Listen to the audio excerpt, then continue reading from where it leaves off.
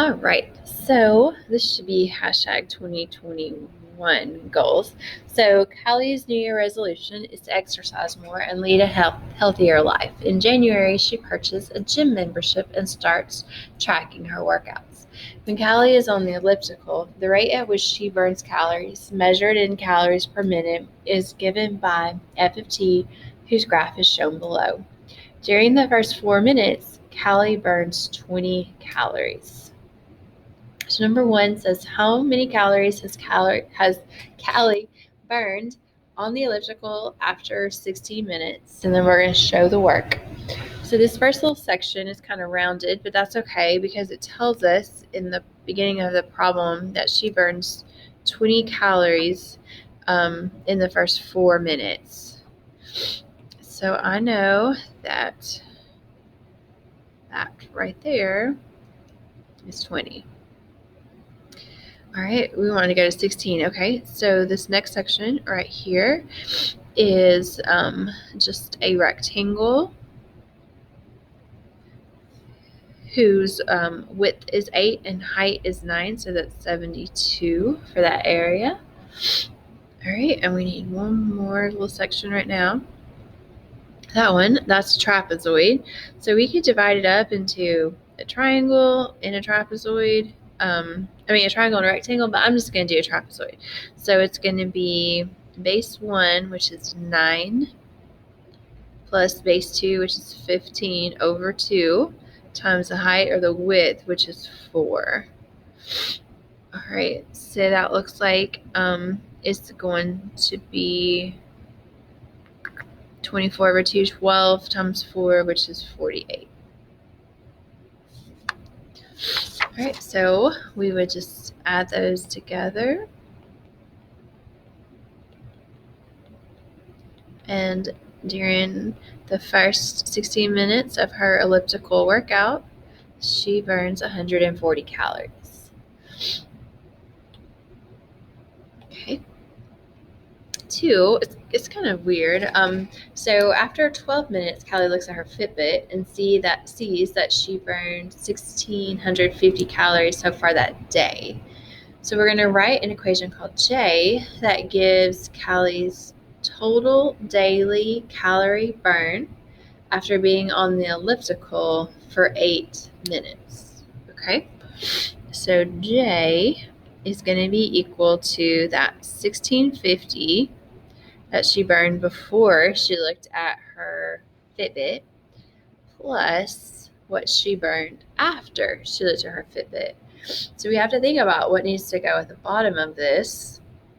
And so it took her 12 minutes before she looked. So it's going to be from 12 to x of f of t dt. All right, and then B asks, what would J of 0 represent in this scenario? So if x was 0, I would say that would be the number of calories she burnt before she was on the elliptical. So doing whatever else, walking, or if she exercised before she got on the elliptical.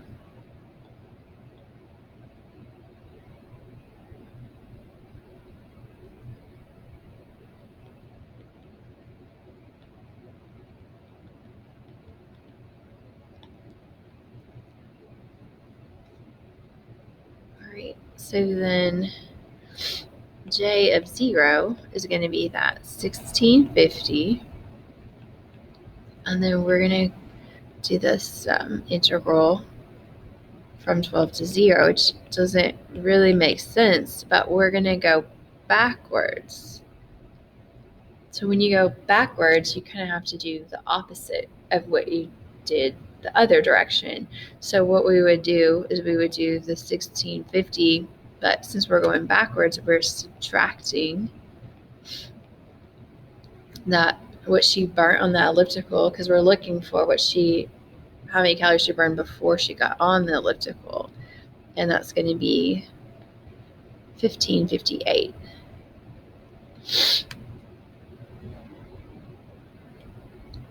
right, and then for 3, after changing the settings on the elliptical, it's now possible to burn calories at a rate of f of t plus 5 calories per minute.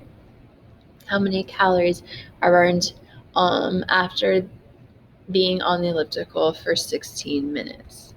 All right, so it's going to be like the regular, what she burned, what we got in part A, and then plus 5 calories per minute times that many minutes, which was 16 minutes.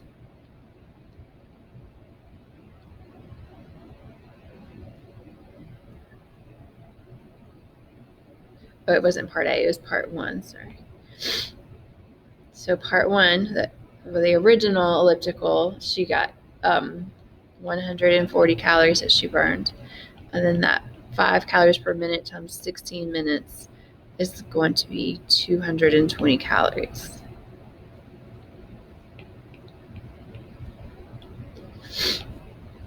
All right.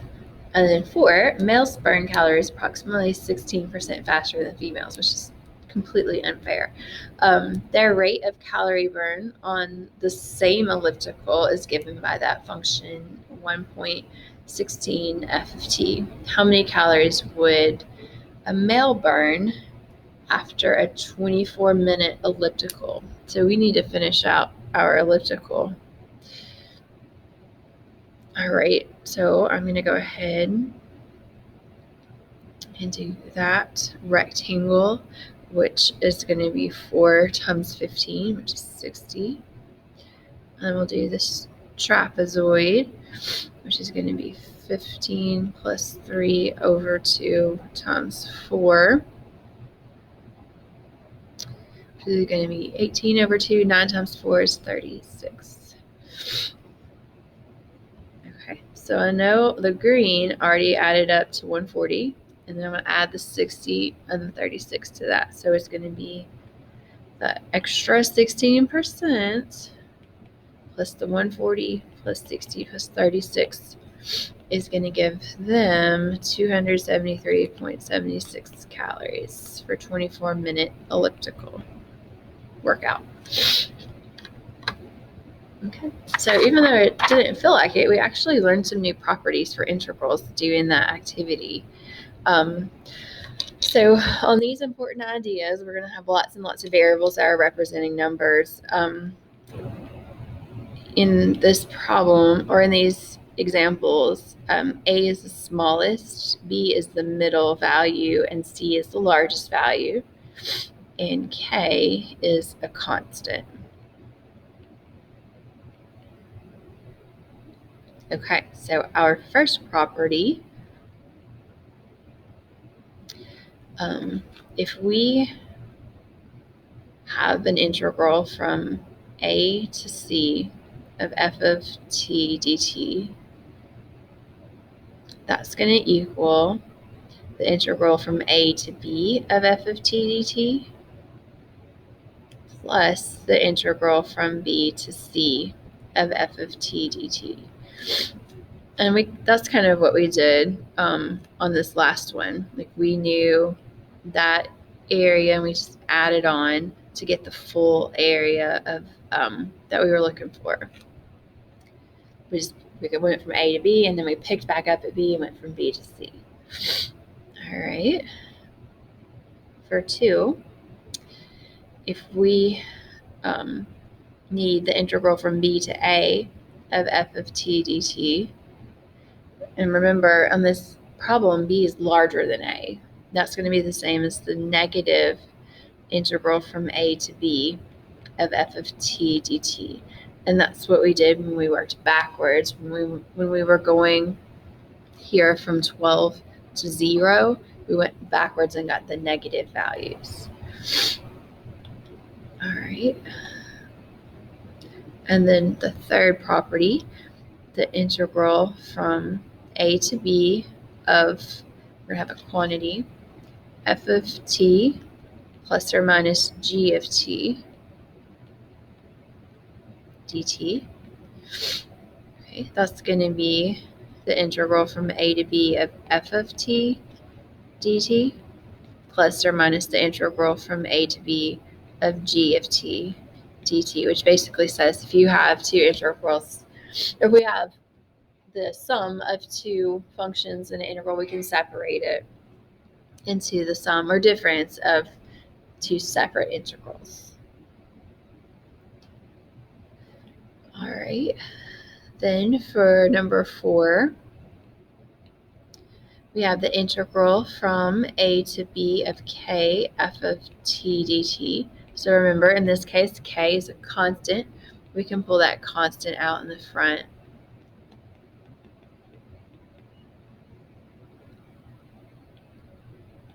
All right, and then for 5, the integral from a to a of f of t dt.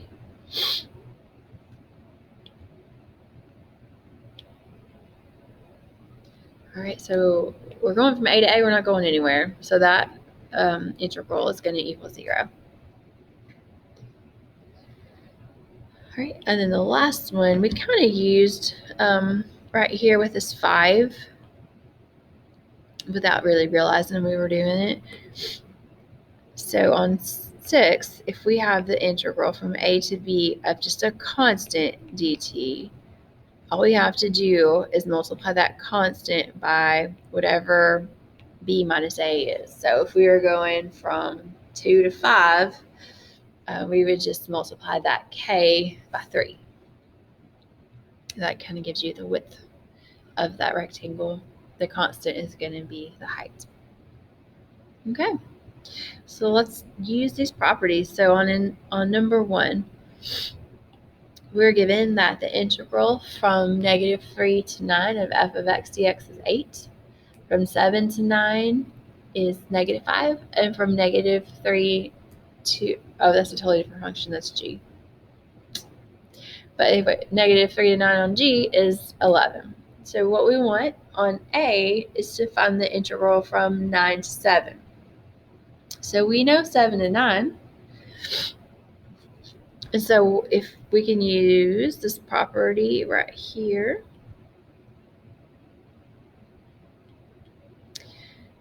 the integral from 9 to 7 is going to be the opposite of the integral from 7 to 9. All right, so that's going to be negative 5 or just 5. Okay. For b, we want the integral from negative 7 to 3. All right, so we know negative 3 to 9, and we know 7 to 9. And we don't want the whole negative 3 to 9, we just want to go to 7. So what we can do is subtract those.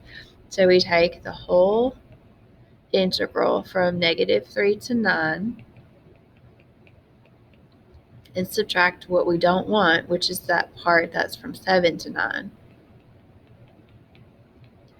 And that should leave you with just from negative 3 to 7. And so negative 3 to 9 is 8. Not the 7 to 9 is negative 5. So that's going to be 13.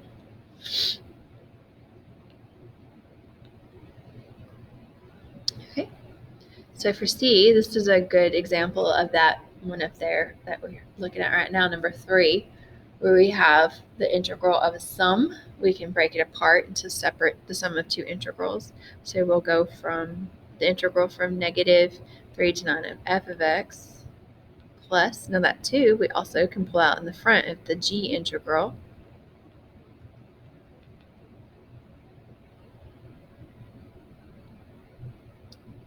I just realized I'm like going from x's to t's and t's to x's. So sorry, both of these should be x's. There are no t's in this whole problem.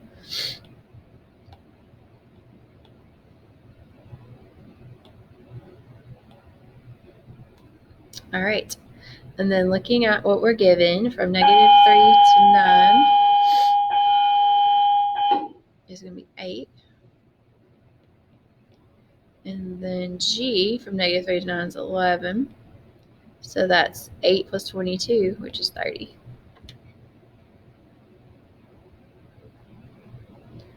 Right, and then this D one is a combination of number 3 and number 6 that we're going to do.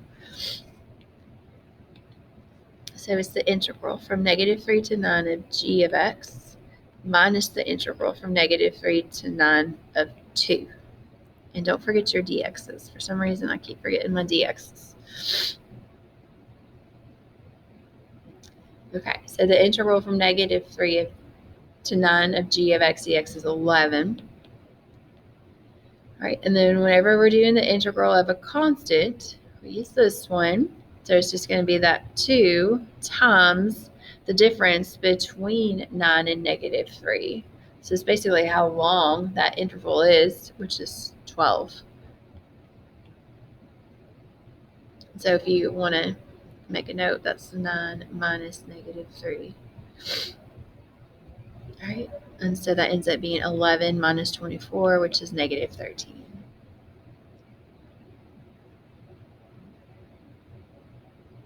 Okay. And then this last one, we're going to use this graph. So for 2, use the graph of h of x composed of 3 line segments in a semicircle shown for -4, between -4 and 6 to evaluate the following integrals. So we would want to find the value of the integral from -2 to 0 of h of x. So we're looking at this area right here.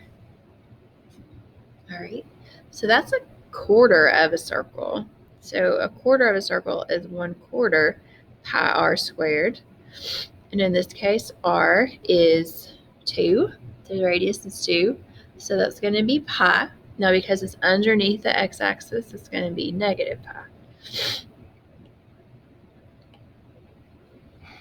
Okay. For b, we want to go all the way from -2 to 6. Okay. And so this other quarter of a circle is the same area.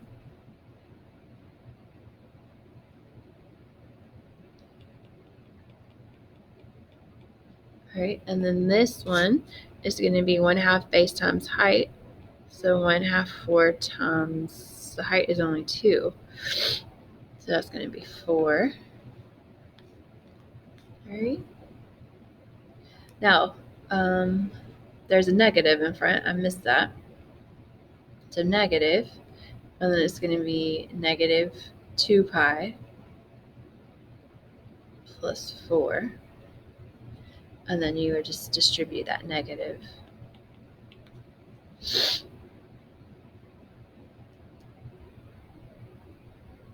And then for c, we want the integral from 0 to 6 of the absolute value of h. So on this one, let me get a brighter color. Okay, we want to go from 0 to 6, but we don't want any negatives. It's all positives. So instead of negative pi, we're going to do positive pi and then plus 4.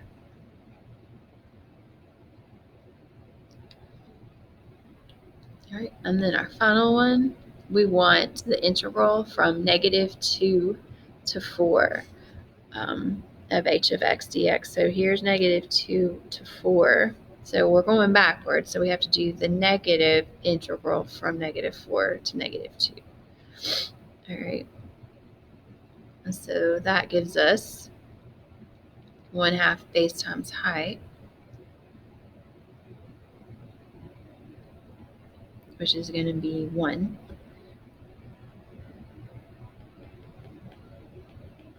So it ends up being negative.